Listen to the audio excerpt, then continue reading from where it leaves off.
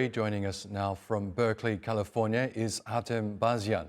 He's a professor of Middle Eastern cultures and languages at UC Berkeley. Really good to have you back with us, Professor. Can we begin with this UNRWA ban?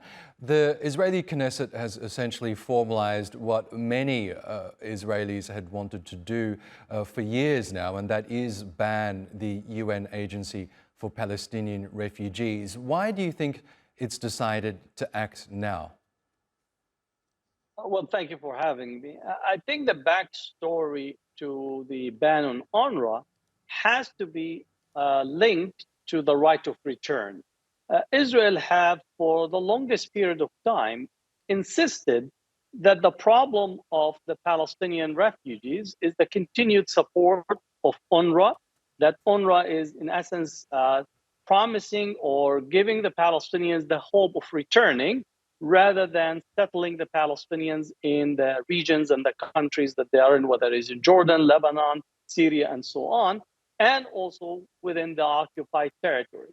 But behind also this, Israel also wants to completely remove any base of support for the Palestinians. UNRWA is not only a UN agency like any other agency. It provides the healthcare, it provides the education system, it provides the training, it provides many of the services for the Palestinians in Gaza, in the West Bank, and many other places. So if Israel wants to continue its ethnic cleansing, continue its effort to push the Palestinians out of Gaza and even the slow ethnic cleansing in the West Bank, then UNRWA as an agency, as a UN agency, has to be actually pushed out of the way. And that's what Israel has been trying to do for the longest period of time. Now it sees that it has the opportune time with the political landscape and the support that it enjoys in the US and with Western European countries, that it thinks that it could push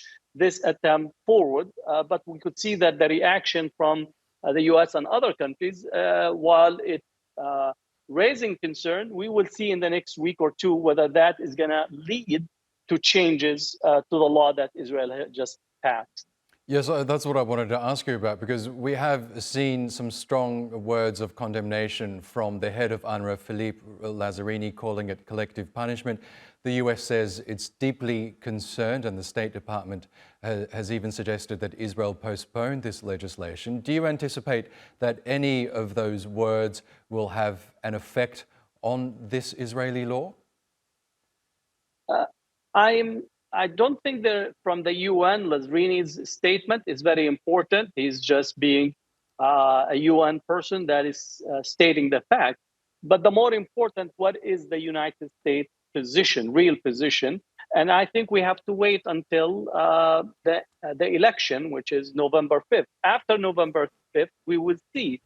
And it depends on the outcome. And I do think that Netanyahu is hoping that Trump will win the presidential election, and that he will have a supportive Congress and Senate.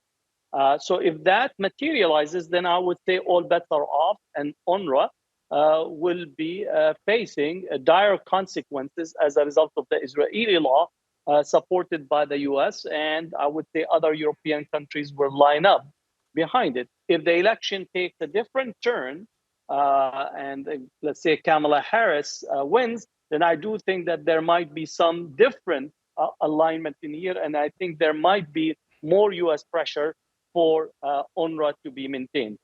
On a larger question that really is very important for us to think is, what is Israel's replacement? Because at the end of the day, if UNRWA is not there, and there isn't an international effort to address the needs of the Palestinian refugees in the West Bank and the Gaza Strip and so on, so does that mean that Israel will be responsible now to actually take care of its international obligation as an occupying power to provide and all the services that are needed? So there is a subtext in there.